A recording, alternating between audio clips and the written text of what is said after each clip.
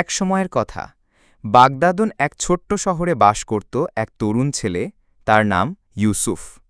ইউসুফ ছিল দরিদ্র পরিবারের সন্তান, কিন্তু তার হৃদয় ছিল একটি বড় গুণ, সততা। একদিন সকালে ইউসুফ শহরের বাজারে গেল কিছু খেজুর বিক্রি করতে। বাজারে ছিল ভিড়, মানুষজন পণ্য কেনাবেচায় ব্যস্ত। ইউসুফও তার ছোট্ট দোকান সাজিয়ে বসে রইল। এমন সময় বাজারে এলেন এক ধনী ব্যবসায়ী। তিনি ইউসুফের কাছ থেকে কিছু খেজির কিনলেন, কিন্তু ভুল করে তিনি ইউসুফকে তার প্রাপ্যের দ্বিগুণ টাকা দিয়ে ফেললেন। ইউসুফ টাকা গুনে দেখল, আসলে সে যতটুকু পাওয়ার কথা ছিল তার চেয়ে অনেক বেশি পেয়েছে।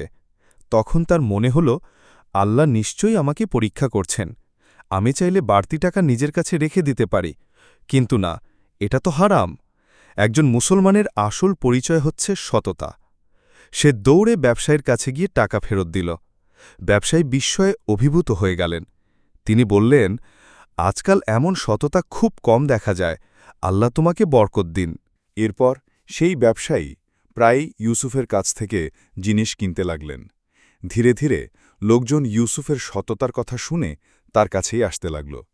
আল্লাহ তার ব্যবসায় বরকত দিলেন এবং সে সচ্ছল হয়ে উঠল। বন্ধুরা, এই কাহিনী আমাদের শেখায়, সততা হয়তো শুরুতে কষ্টের মনে হতে পারে, কিন্তু শেষ পর্যন্ত আল্লাহ তার মধ্যে বরকত রাখেন। রসূলুল্লাহ সাল্লাল্লাহু আলাইহি ওয়াসাল্লাম বলেছেন, সত্যবাদী ব্যবসায়ী কেয়ামতের দিন নবী, সিদ্দিক এবং শহীদদের সাথে থাকবে। তাই আসুন আমরা সবাই জীবনের প্রতিটি ক্ষেত্রে সততাকে আঁকড়ে ধরি।